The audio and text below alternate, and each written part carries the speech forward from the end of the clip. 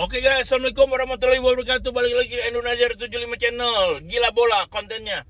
Sekarang gue lagi udah dengerin beberapa podcast STY out, STY out. Ini orang yang ngomong ini udah gak ada otak. Coba bayangin sebelum STY datang, Indonesia itu kalah sama Vietnam.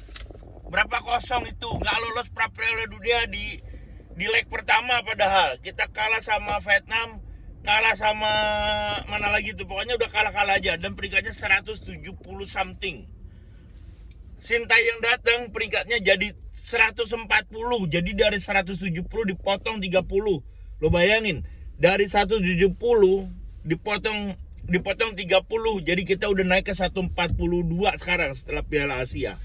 Ya kan? Lo kira bangun sepak bola Indonesia gampang? Susah guys, untuk ngasih tahu anak-anak Indonesia kalau kamu tuh jadi atlet tuh harus begini, makanya harus begini. Itu susah dikasih tahu, makanya harus kasih tahu pelan-pelan. Kalau lo atlet, jadi ini pelatih Sintayong ini bukan ngelatih sepak bola Indonesia cuman pemain udah jadi atlet, udah gue butuh wing, gue butuh ini lo main. Bukan begitu di Indonesia, nggak kayak di negara lain. Ngomongin dulu pribadinya, kasih tahu motivasinya, lo main buat negara. Buat negara itu, kalau orang di Korea itu, buat negara itu adalah warrior itu adalah petarung. Jadi lo kalau di atas lapangan itu lo petarung. Harus kuat 90 menit. Biar kuat 90 menit lo harus apa? Harus makan ini, harus olahraga. Gak cuma harus olahraga aja, lo harus makan ini. Jangan kemarin waktu pas Piala Asia itu ada Witan Sulaiman, dia tiba-tiba makan Indomie. Lu digaji sama Persija 500 juta, hampir 400 sampai 500 juta, lu lapar tengah malam lu makan Indomie. Emang dasar mental kampung. Kalau gua jadi pemain bola, gaji gua 500 juta. Apa? Tanya coach yang harusnya gua udah tahu, oh gua harus bolehnya makan ini. Langsung aja ke hotel lobby, gua mau makan steak sama ini, tolong ya, gua atlet AFC, nanti dibikinin lah sama chefnya di sana. Ngapain mikir? Lo makan habis satu makanan 50.000, 100.000, oke. Lo lapar tengah malam, lo butuh makan, ya udah lo makan makanan yang seperti itu. Makanan yang dibutuhkan oleh yang diperbolehkan gitu. Itu cuman kemarin gue nggak bikin itu aja, kritik Witan Sulaiman kemarin. Dan itu udah selesai. Sekarang AFC kita lolos 16 besar, ya kan? Kita ngomong AFC aja langsung nih, lolos 16 besar. Coba lo bayangin, kita ketemu Irak. Bayangin, Irak apa Iran tuh, gue lupa. Oke, anyway, kita ketemu Irak. Oke. Kita ketemu Jepang. Kita ketemu Vietnam yang sepak bolanya lagi berkembang. Ya kan, yang berapa tahun lalu dia kayaknya 8 besar juga, lolos 8 besar di Piala Asia. Itu Vietnam berkembang. Kita ketemu Irak 26 dunia. Bayangin. Terus habis itu sekitar 20-an lah Irak, 20 ke atas. Yang paling itu kita ketemu siapa? Jepang pemainnya di Premier League, men. Ada di Liga Spanyol. Bukan titipan. Mereka emang bener tiap minggu dia turun. Ada di Arsenal, ada di Liverpool. Bayangin. Jadi itu tiap minggu itu pemain-pemain itu turun untuk di Premier League top 5 dunia. Di League top 5 dunia. Coba lo bayangin, kita menghadapi pemain-pemain seperti itu. Gue pikir ekspektasi gue kalah 5-0, nggak taunya kalah cuman 3-1.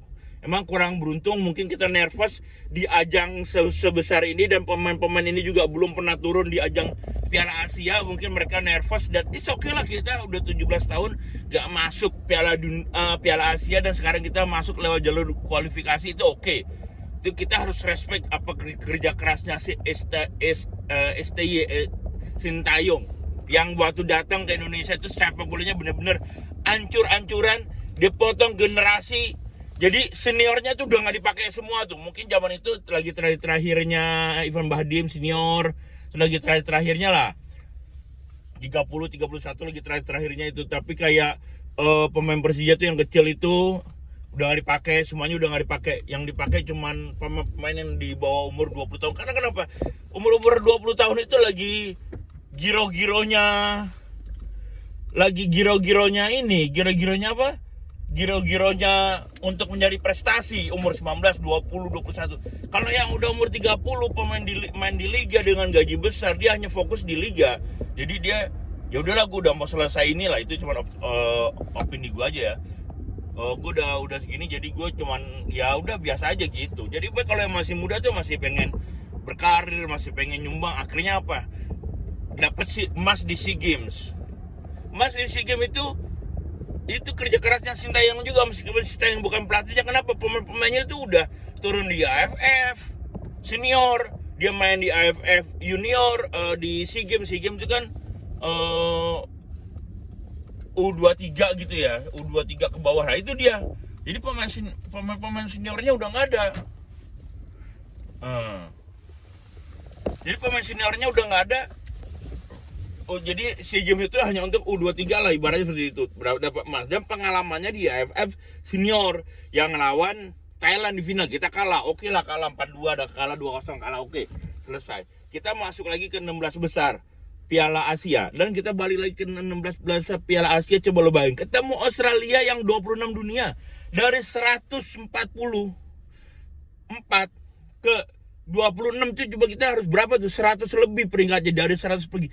Dan Australia ini pemain-pemainnya dia itu main di Eropa juga, meskipun sekarang nggak ada pemain bagus ya, nggak ada pemain di Premier League atau apa, nggak ada. Mereka main di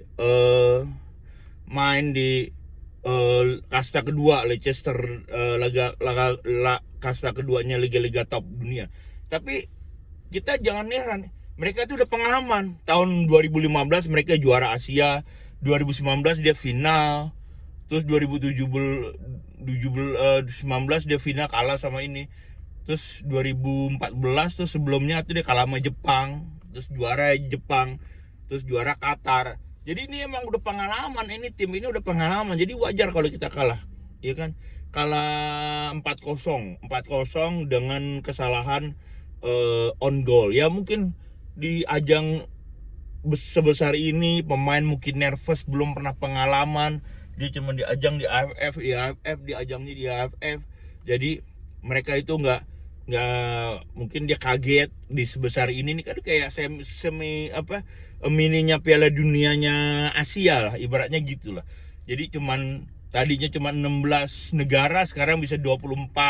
Tadinya 14 negara, tadinya 10 negara, sekarang jadi 14, jadi 16, jadi 24, mungkin jadi 34, 20, jadi 30 nanti. Udah, pokoknya lo bayangin, Sintayong itu harus stay. Karena kenapa? Dia pemain-pemain dari luar negeri yang dinaturalisasi itu karena ngelihat Sintayong. Kalau pemain di luar negeri, ada pemain Jero, itu pemain dari Crystal Palace. Dia tuh pernah main di U22 3-nya Belanda, dan dia pernah juga ya udah 3 Belanda, terus dia dipakai main di Premier League. Dia kan bukan main kaleng-kaleng juga, setiap hari turun di Premier League menghadapi pemain-pemain dunia yang ada di Liga Inggris itu. Dan mereka lihat karena ada Sintayong, mereka mau. Dan John Haye juga main di liga top Belanda, Azere, liga tapi top 5 lah, top 7, tapi ya oke lah. Tapi di Eropa, main di Eropa semua, dan semuanya itu karena Sintayong. Jadi biar aja Sintayong dia bekerja sampai finish his job. Jadi mudah-mudahan kalau habis Piala Asia ada Piala Dunia, di semuanya kan dia. Nanti kalau misalnya udah diganti lagi, nanti kan ganti permainan lagi, pemainnya juga bingung ya kan. Jadi permainannya juga bingung. Kasihan kayak Justin Hapner, good future. Dia pernah jadi di bench di Premier League. Di bench di Premier League itu bukan sesuatu yang nggak biasa. Itu karena dia kerjanya Hapner bisa masuk ke Premier League cuma jadi pemain cadangan doang. Tapi kalau seandainya pemain tengahnya cedera atau bermasalah, diganti, dia masuk untuk pertama kali pemain Indonesia yang main di Premier League. Lah itu kan sebuah prestasi juga ya buat kita.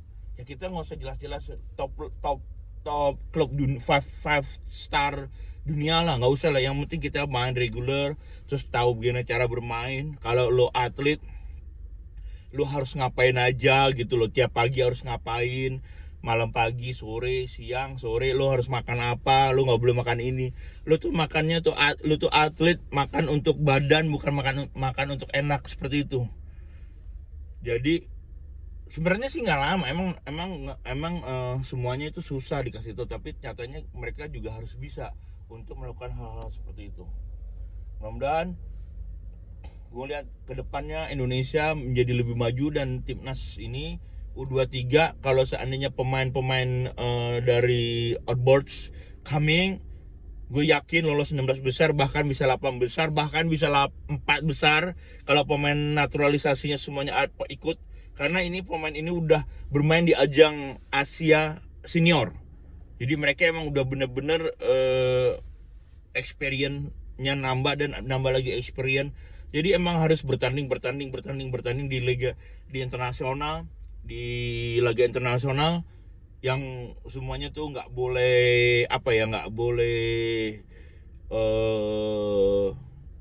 kalah dengan pemain lain. Maksudnya kalah itu bertanding, jangan sampai kalah lari. Kayak gue lihat tuh kemarin golnya ketiganya, kalau nggak salah gol ketiga apa gol kedua Australia itu karena Jepang atau apa ya, Australia atau Jepang nggak tahu, itu kayaknya salah satu defender Indonesia itu nggak bisa mengcover sayapnya Australia atau Jepang gitu. Jadi sehingga itu bisa Jepang.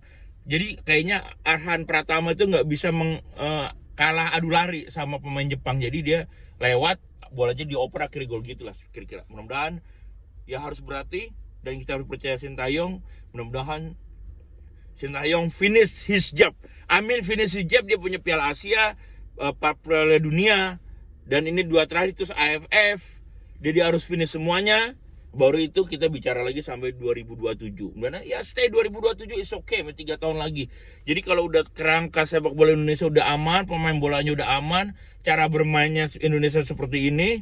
Jadi kalau ada pelatih lain harusnya seperti ini, udah nggak bisa diganggu-gugat gitulah. Oke guys, thank you. Assalamualaikum warahmatullahi wabarakatuh. Salam olahraga dan Indonesia maju, timnas Indonesia, Garuda terbang tinggi. Thank you, bye bye. Assalamualaikum warahmatullahi wabarakatuh.